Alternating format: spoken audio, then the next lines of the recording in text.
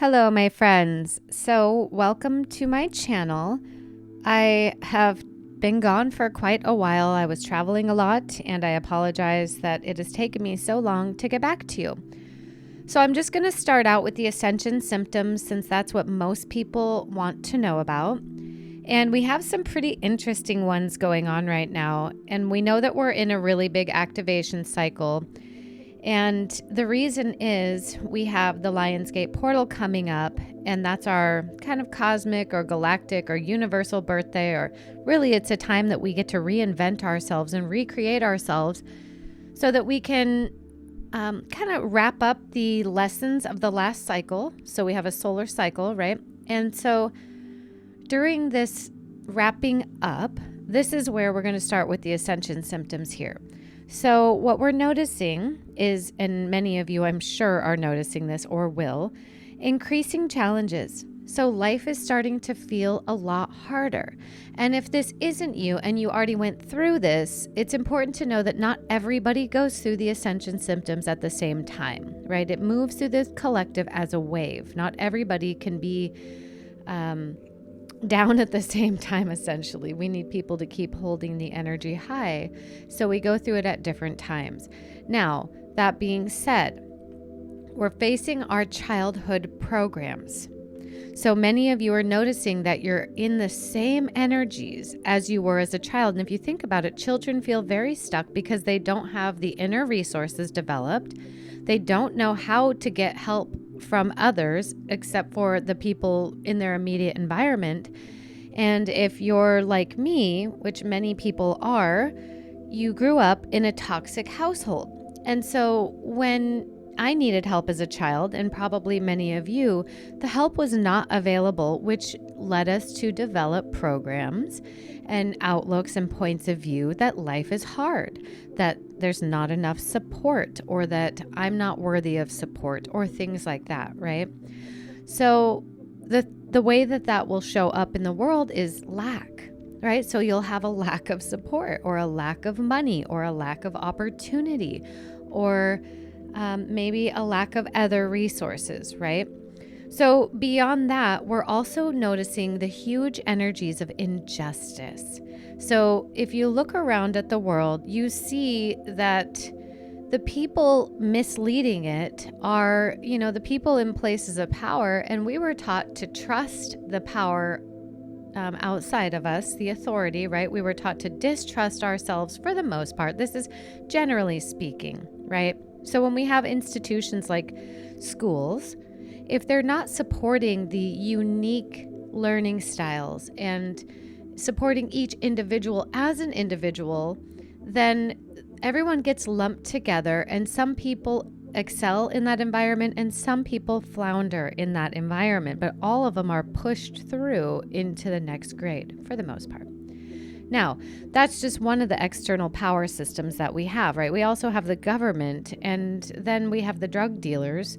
So with the drug dealers, those are the pharmaceutical companies that, of course, they don't want us to really look at what they're doing, and they have the wool pulled over a lot of people's eyes. We've seen that from the last couple of years. People really have blindly followed misleadership and now are regretting it immensely. But all of this is coming up because we have to face this, and we have to look at it and start inner sourcing and really trusting our inner intuition and our inner knowing, our inner guidance, right? And so I talked about this a few months ago, that we're going to start streaming our higher consciousness, and what's necessary first is to recognize where we're giving our power away and where we're just blindly following the herd, right? Regardless of if it's right over a cliff or into a trap or something like that. So now people are starting to really question the global agendas, question the leadership, and all of this is part of the ascension process and the spiritual awakening of humanity, so that we are able to make better choices moving forward. So each of us has the opportunity to have an individual recreation, or creating yourself into a new identity. And I don't mean like changing your name or anything like that. So let me just back up for a second. When I say creating a new identity, that's how you see yourself. That's what I mean by your identity, and how you project yourself to others and how you see yourself in the collective. So if you see yourself as a victim, or you see yourself as disempowered, or whatever it may be, right? With the childhood programs, a lot of this is we would see ourselves as unworthy or as a failure, or not being able to have what we want. So a person that has to go without, or a person that lacks, or a person that isn't succeeding or is not successful, right? So this is what I mean by recreating your identity. And we know that when we are working with the different levels of the mind, so we have the conscious, subconscious, and superconscious, when those are working in harmony with each other, we can manifest almost anything very rapidly. Health, wealth, whatever it may be, right? We can bring it into form. However, if we have blockages, which are distorted patterns of light, which come in the form of these subconscious belief systems, and then, of course, our conscious points of view as well. But all of that serves as distortions in your energy field that actually prevent you from receiving what it is you are asking for. So while it looks like a curse to be dealing with all of these challenges, it's actually a beautiful blessing, because right now we look out at this beautiful mirror, which we call the world, and it's just going to reflect back to us what we don't see in ourselves, right? So it might be the need for boundaries, or it might be where we are doing the same thing to somebody else, or it might be that we see ourselves as disempowered and we need to shift how we see ourselves, because everything that we bring into form starts with a feeling. So if you feel that you are a failure, or if you feel like you can't have what you want, you have to shift that internally first, so then the mirror that you look out into can show you what it is that you want, and you can start receiving what you've asked for. So boundary setting is really huge right now too. So when I talked about the toxic masculine energies, I want to be very clear that I don't mean toxic males. I mean the masculine energy current that runs within every single person, right? You could also say it's the electric part of the electromagnetic energetics of a human being, right? We have a masculine, we have a feminine, and or a positive and a negative, but not associating good or bad with those words, like a battery has a positive and a negative. Both are necessary, right? So that's what I mean by the inner masculine or toxic masculinity coming up. So there are certain things, and I teach this in my inner source class, there are certain things that we are bringing our masculine energy forward with, and certain things that we are bringing our feminine energy forward with. Now, when we get them working in harmony, we are accessing our higher self. Nobody's in harmony fully all the time, okay? This is a balancing act. It's not something that you are going to accomplish it and it'll always be that way, right? Because we're responding to the world around us, and we have feelings, and we have new choices and new opportunities and things that can throw us out of balance. But all of this is fortifying our awareness of ourselves and helping us build our multidimensional light body. Okay, so the symptoms of building your multidimensional light body is you start to stream that higher consciousness, right? But you also start to be able to read the energies around you. So you can tell if somebody's lying to you. You can tell if somebody's energy is off, or they feel sad, or they feel angry, or things like that. So you start picking up on that, and you start being able to read their thoughts, because the thoughts are not in your head, they're in your energy field, right? And everyone's thoughts are in their energy field. And then when you cross paths with somebody, you can pick up on somebody else's thought. Or even when you think about that person, you can pick up on their thoughts as well. You can be anywhere in the world, because the quantum field is the quantum field. It's all connected. So the need to set boundaries and have people take accountability for their creations, and you taking accountability for your creations as well. And this is where facing those childhood programs comes in. And when you've hit a childhood program, because things feel almost impossible to get around. It feels very true, to the point that you will defend it, blame others, lash out at people. You will go into great depth in stories of why it's real and why you're limited, right? Really, if you find that you're communicating with others or even yourself, it's important to acknowledge your feelings. Because if you don't acknowledge the feelings, you can't move forward because there's an energy of denial, right? And denial like puts the brakes on progress. So acknowledging your feelings and acknowledging other people's feelings when they're stuck sometimes is all that's necessary to get things moving again. You know, it's as simple as like, that must be so challenging. That must feel terrible for you. I'm sorry that's happening to you. Or you don't have to, not like an apology, but just an acknowledgement, right? So now all of that, we're almost in this kind of holding pattern. So the way I want to describe it is like a bottleneck, right? So if you think about a bottle, we've been in the bottom of the bottle where we've been in this quarantine, limited reality. Life was kind of hard. We get all this information like you manifest your reality, manifest your dreams, choose joy and all of that. But those just seem like words when you don't have the energetics established within your energy system to support those phrases, right? If they're not a knowing or a belief that you feel that is very true, then it's just empty words that can make you feel frustrated, right?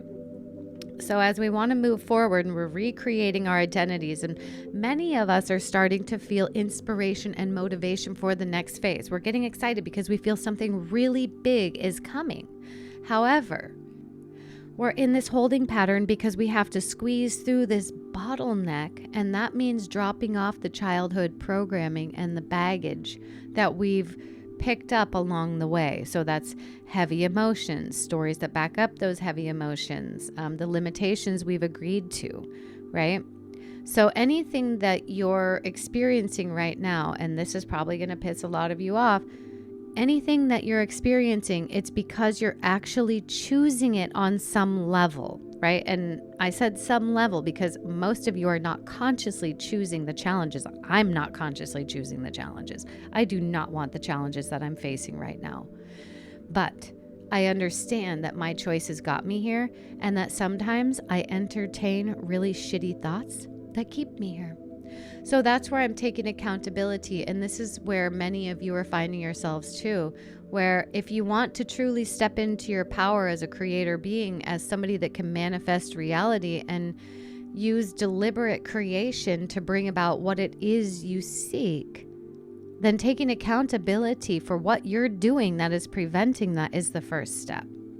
So it makes us get angry though, and we can start running programs of like, well, if I'm doing this, then I'm a failure. No, you're not.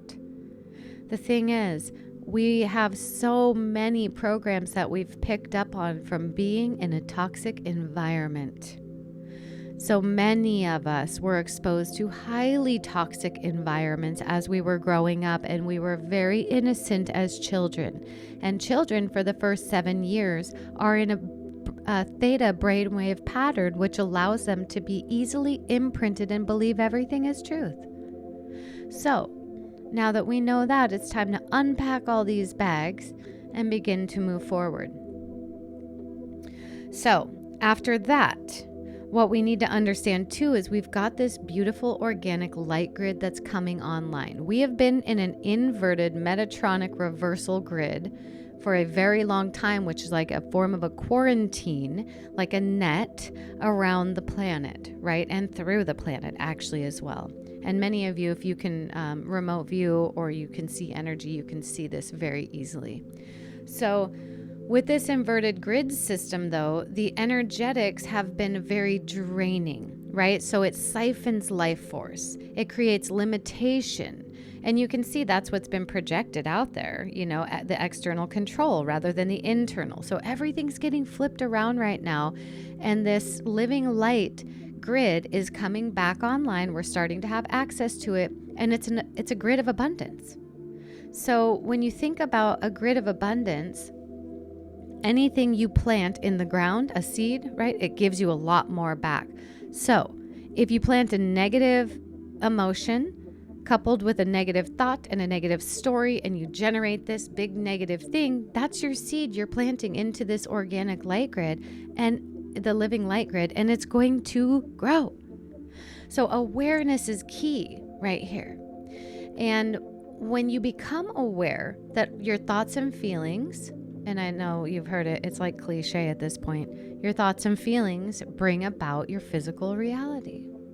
But when you truly understand that on an energetic level, you start to really watch your thoughts. You start to ask yourself, how do I know that's true? How do I know that's actually true for every single person on the entire planet, right? And if it's not true for every single person, then it's true for you possibly, but only because you're choosing to bring it about, right? And there's no blame in this at all. I'm just bringing awareness. I'm not blaming anybody for being in the experience they're in. Like I said, we have had some really terrible experiences growing up, really bad. And then having the media, which speaks, and then just the waves that they use with the TVs and devices and things like that. It's all designed for mind control. So with the Ascension symptoms, I will mention these because they're ongoing, but these are ones that you will go in and out of as you have activations, right? So that is sometimes the headaches, sometimes the nausea and things like that, right? But really that's more in the earlier stages of Ascension, when your physical body is purging the toxicity that your energy body is purging because of the incoming living light, right? So we're rewiring our energy systems to be hooked into the living light grid and detaching from the inverted Metatronic reversal grid. So the headaches, the nausea, ringing in the ears is not an Ascension symptom. Okay, that's a symptom of being hooked into the inverted grid system and being pinged by cell towers and things like that, right? So I'm not going to go into the synthetic biology that also makes that possible, but I've talked about that before, and I think it's pretty much out there. Most people know about that by now. So that's what I have for the Ascension symptoms. And I'm going to end this for you here and make another video so I can keep these short for you, because most people don't want to listen to anything over 6 or 7 minutes. So anyways, take care, my friends. You're doing fantastic. If you're facing challenges, remember to use questions to get out of them. Questions like, how can I shift this? And if you haven't followed me on Instagram, I post clearing questions on there, and then information about the Ascension, and just little tips and strategies to help you gain better control of your experience and better flow to create balance and harmony in your life. So much love, family. I hope all of you are doing well, and I will be back shortly with another video.